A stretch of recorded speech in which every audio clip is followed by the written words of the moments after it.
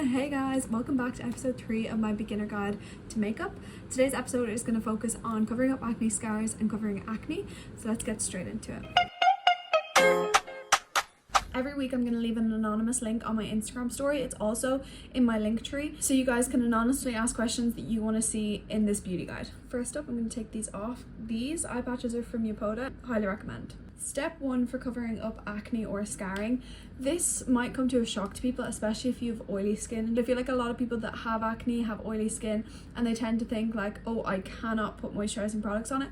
But when you're trying to apply makeup and in general, like, you still need to hydrate your skin. Last thing you want to do is like dry out that acne. It can end up like drying up and almost becoming scabby. So as a professional makeup artist, I will 100%, no matter what your skin type is, we're starting with moisturizer. Even if you have oily skin, even if you have acne prone skin, you need to moisturize your skin. I've already done my skincare this morning, so I'm just going to go in with this Poco Beauty Universal Glow Treatment just to add another layer of hydration to my skin. I always recommend water gels and water moisturizers for people that have acne.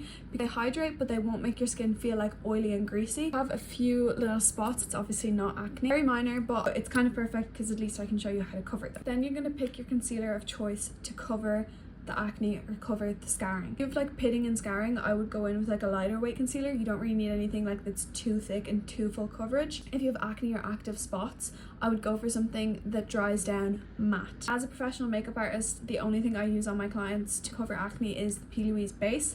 I don't have the P. Louise base anymore because I don't use it on myself. It's in my kit at home, but I do have this. This is the blank canvas. It's kind of like the P. Louise base, but it's like the P. Louise base on steroids. But the P. Louise base is great. For that, if you don't have it, you can just use a concealer. Pick up my concealer, I'm gonna tap it on my brush wherever I have a spot or if I have acne. And like, if you do have like quite a big patch, like, you can just cover it all. You can be generous with the concealer. So we'll go a little bit here.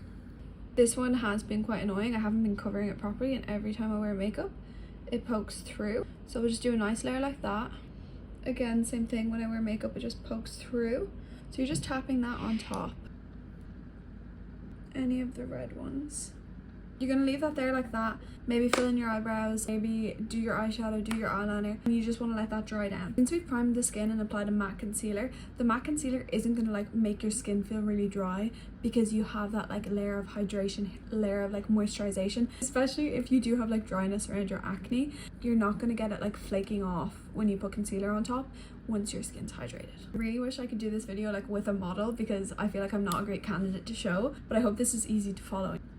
You're gonna get a little fluffy brush. The way you can see what we would call demarcation lines. What you want to do is really gently tap out those edges without touching the actual spot.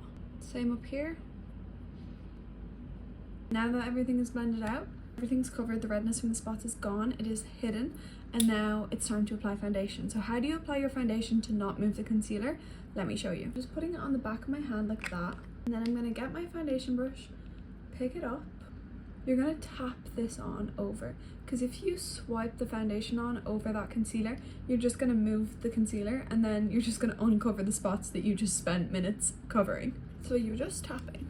Obviously, depending on how severe it is, it depends on like how much more concealer you would use and stuff, but that is your 3 steps. It's hydrate, matte concealer, and gently tap out the edges. I'm gonna bring you in for a close-up now so you can see. I think it's important to note as well that like nothing is gonna take away the texture. And that's it. That's how you cover up spots, acne, scarring. Thank you so much for watching, and I really hope this helped.